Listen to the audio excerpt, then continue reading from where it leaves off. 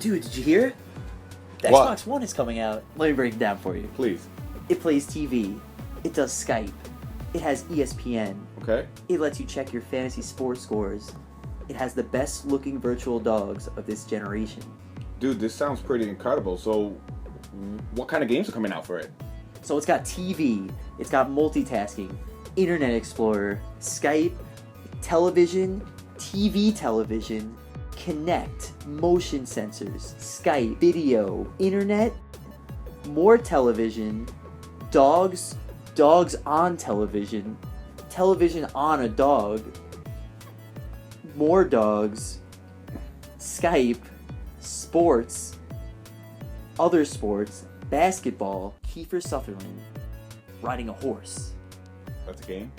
A fighting game where the wolf, a Hispanic mechanic, beating the crap out of zombies. Master Chief wearing a fucking cloak.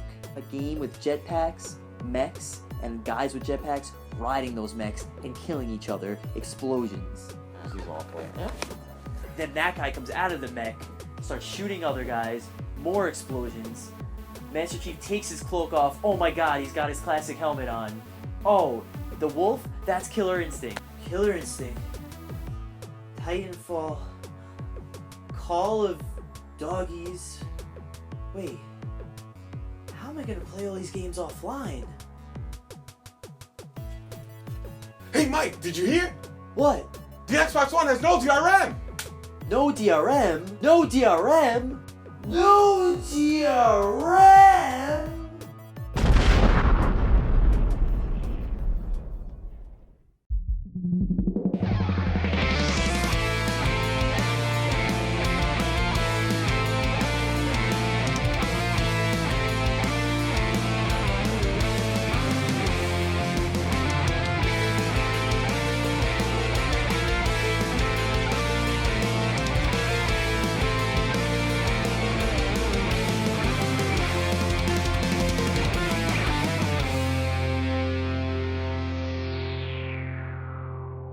What's going on, guys? This is Mike from Fight Your Rival. This is Natal. And we got a lot to get into today, so we're going to get right into it. Here you go, guys. Here's the rushdown. The Rushdown.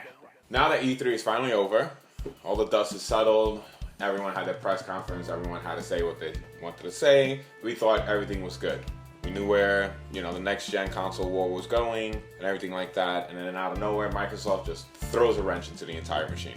A lot of people are against Microsoft's potential DRM policies. Yes. The console was going to require a once-a-day online check-in and have all these restrictive use game policies. And it seems like they were, today, officially came out and just said, oops, just kidding. They made an official statement basically saying that they listened to fan feedback and they decided to pretty much remove all the restrictions regarding the console. Which is really crazy. No online check-in. You literally have to be online once to activate the machine the first time you get it, and that's it. So military personnel, you don't have to use your phone as hotspots. You could play it offline. Yeah, so if you're in the military or in some, bumblefuck area that has absolutely no internet, you can still play Killer Instinct, you can still play Titanfall. So if you really had your heart set on Xbox One and the whole always online thing was deterring you, it's gone. So. And for you guys out there who actually held on to your Xbox One reserves and didn't decide to get rid of them, kudos to you, because you and me, we're totally going to get an Xbox One with no restrictions now. Exactly. You guys are believers. You just knew already. Yeah, we were all like the Stanley true believers of the Xbox One, cause, and they changed their tune. So awesome. I'm glad I stuck by them. Yeah, it's pretty cool. It's very interesting because in a way it's almost fickle of Microsoft, only because they're so adamant about defending why they were doing all this DRM stuff, and they're saying it really helped gamers in the long run. And now it seems like they were like, listen, this isn't going to work out. Let's just make the customers happy. I think for initially, first launch, they probably didn't expect Sony to have such a huge hurrah stand up for just the simple fact of being able to trade in a video game. I guess Microsoft didn't think about really relating to the person, which is their average consumer, and they did that with their TV, sports. So if you're gonna give the average consumer TV, and sports, you gotta give them used games and trade-ins, because they're not gonna be able to buy the best of games. And if they buy a game that sucks, and they're stuck with it, then they're not going to really want to work with that console anymore, even though they have the TV, and sports. And let's not to say Microsoft doesn't decide to put it back into their console later on. Me and you were talking about that earlier privately. Even Sony, they're leaving up to third-party publishers to, enact kind of use game laws and things like that.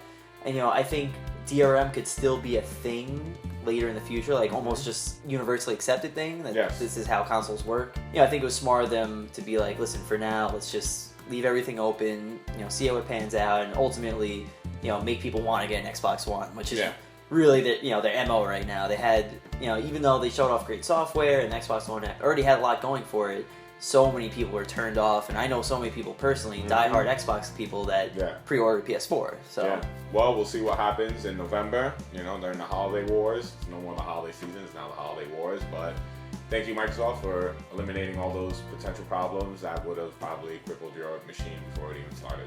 So, smart of them.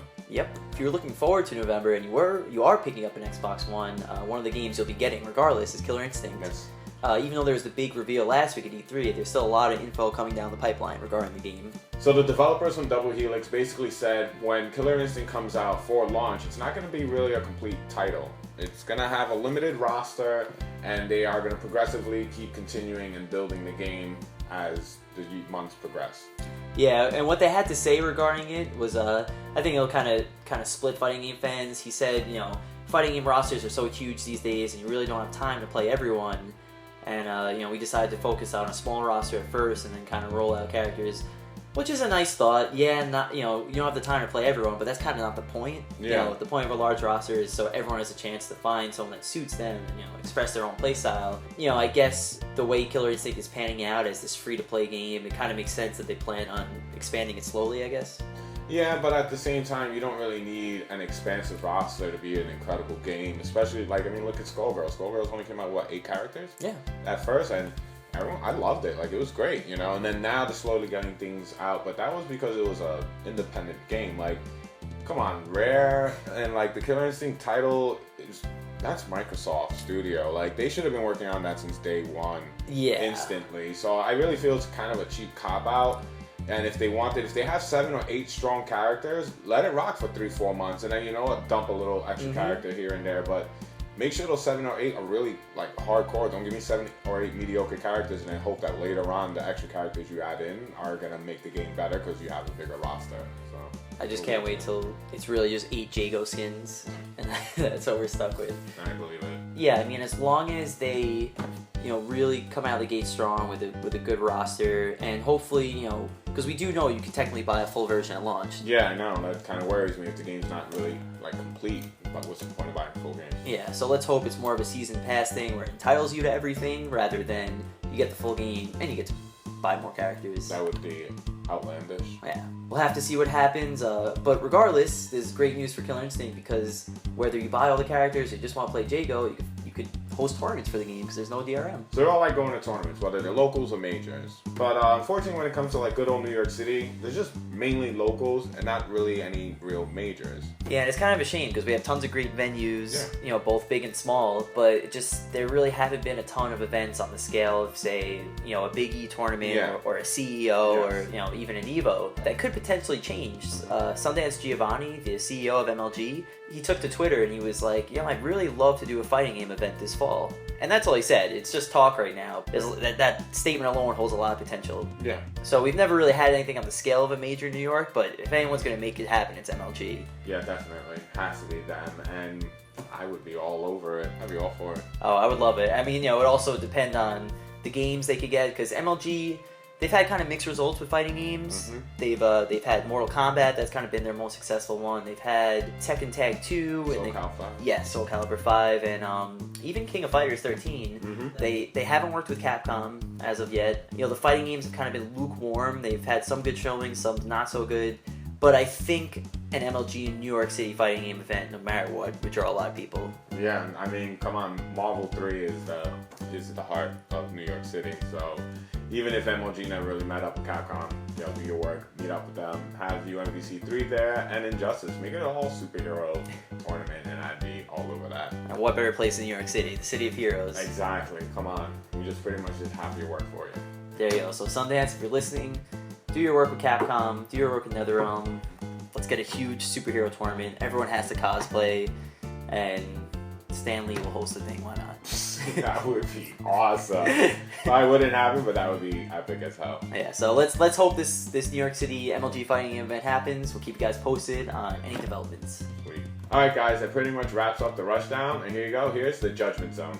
Judgment Zone. So I've been seeing all these videos, all these trailers for this Tekken Revolution game. Free Tekken, looks just like Tag 2. I don't get it. Explain. Alright, so luckily I have a PS3, so I could play the game. The game is Tekken Revolution, as you said. It's a free-to-play game. It's really interesting. It really works on the free-to-play concept. It's still something I'm trying to get used to on a console. It's something I'm used to on my iPhone 5. It almost has like time release cards like Injustice. Like you could choose arcade mode, player match, or rank match, and that's it. And in arcade mode, every time you play arcade mode once, you get a ticket, and once you expel your ticket, you either have to wait about an hour to play it again, or you buy more tickets at like the PlayStation Store. Same goes for rank matches, but when you win, you unlock skill points, and then the characters have like strength, power, and endurance, and then you can add to those, so then your character is just a little more powerful. But the graphics are the one thing I really want to touch up upon because they look completely different from Tag 2.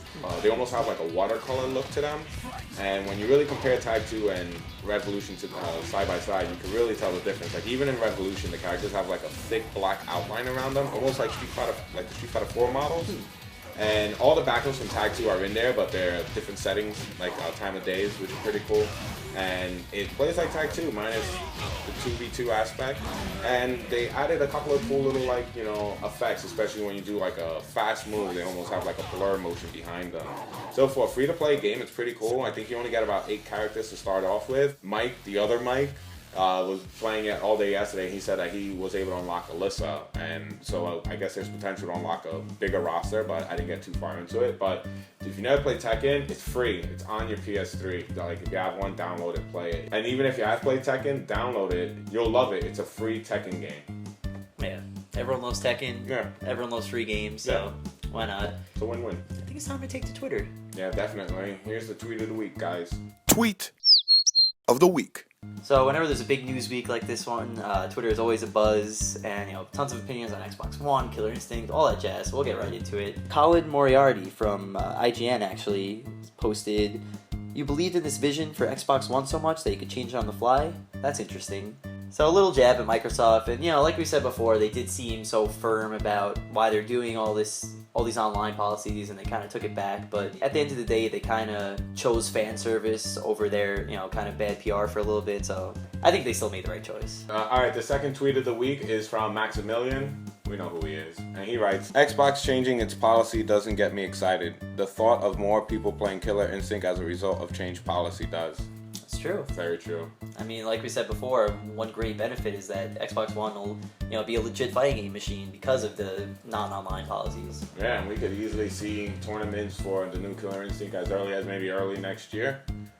I doubt it'll be like around November, December area, just because of holiday season and limited releases of the Xbox One. But by February, March, you could probably see the first Killer Instinct out of Major or something like that, which would be pretty cool. Once TOs have the money to buy, several $500 consoles. Or who knows? Maybe Microsoft realizes that the money is in the FGC and they start to support us a little bit. I mean, they're helping our CEO. Anything's possible. Yeah. Just like Kevin Garnett. And our last tweet of the week comes from the ever-quotable Giuna. He's always on tweet of the week, every so often, and he writes, "So many players look down at those below them when they should be looking at the ones above. A focus on winning leads to complacency.